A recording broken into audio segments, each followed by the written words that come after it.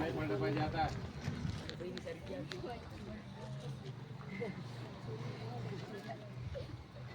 Carbon येते त्याच्यावर. बरोबर पकड. बरोबर पकड ना.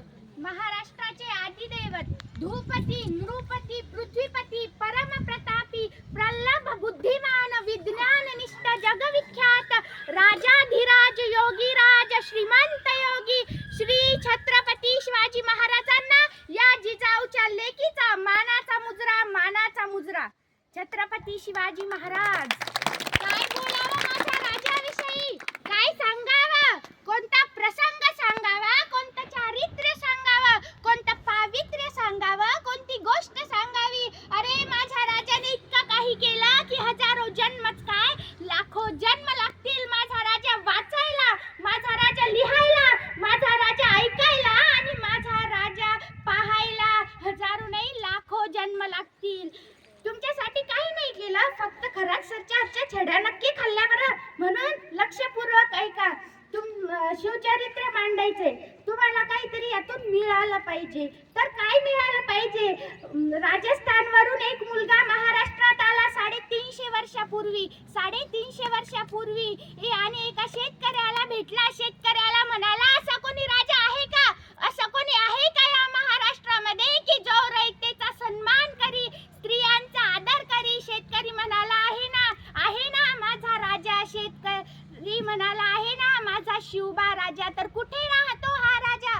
स्वर्गात राहतो माझा राजा. स्वर्ग म्हणजे काय? रायगडावर राहतो माझा राजा. रायगडावर राहतो माझा राजा. काय करावं याला पाहण्यासाठी? मला पाहायचं या राजाला. याचं बोलणं कसं, याचं चालणं कसं, याची वागणूक कशी, मला पाहायचं या राजाला. आणि तो कवी 12 वर्षाचा रायगडावर गेला. रायगडावर जात असताना महाराजांचे पहारेकरी म्हणजे महाराजांचे पिये त्याला रस्त्यात भेटले आणि विचारलं, काय रे, काय काम काढलंस? काय नाही, राजांना भेटायचं होतं. कशाला?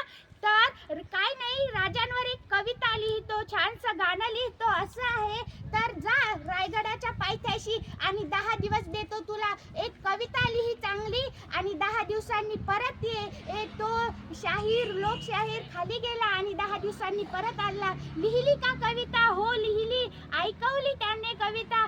छान वाटली पियेला कविता. आणि तो पिये त्या लोकशाहीराला राजाच्या दरबारामध्ये घेऊन गेला. भर दरबार, पूर्ण दरबार भरेल, पूर्ण दरबार फुल भरेल. आणि त्या दरबारामध्ये त्या शाहिराला नेण्यात आलं.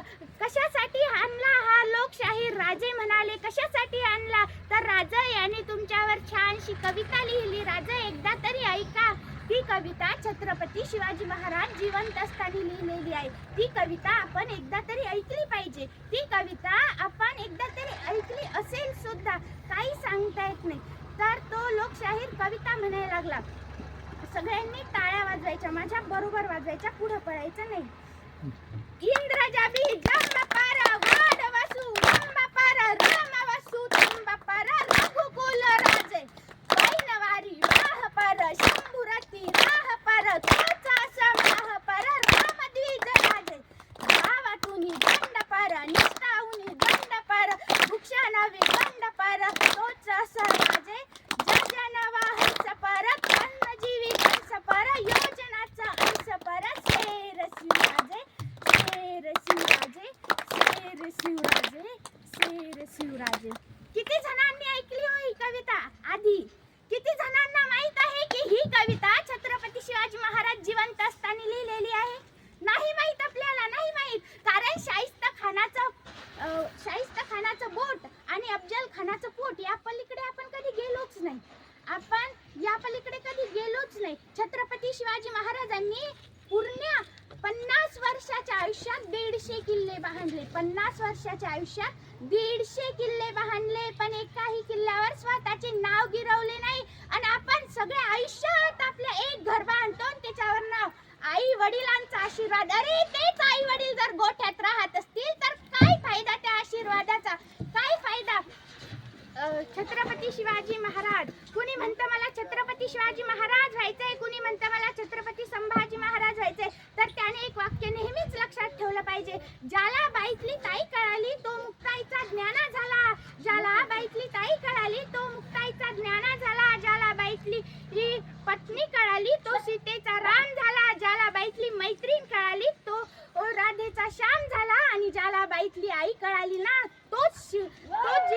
शिवराय झाला, तोच जिजाऊंचा शिवराय झाला. मध्यंतरी पुतळा पडला, छत्रपती शिवाजी महाराजांचा पुतळा पडला मालवण येथील. का पडला? कारण आपल्या आई वडिलांनी आपल्याला कधी इतिहास दाखवलाच नाही. यदा कदाचित त्या पुतळा बांधणाऱ्या शिल्पकाराला एकदा जरी त्या रायगडावरील हिरोजी इंदलकर याची पायरी जरी दाखवली असती ना, तर त्याला कळले असते की निष्ठा म्हणजे काय. प्रत्येक गोष्टी ह्या टक्केवारीत नाहीत होत, काही गोष्टींना इमानही द्यावा लागतो हे त्याला कळले असते.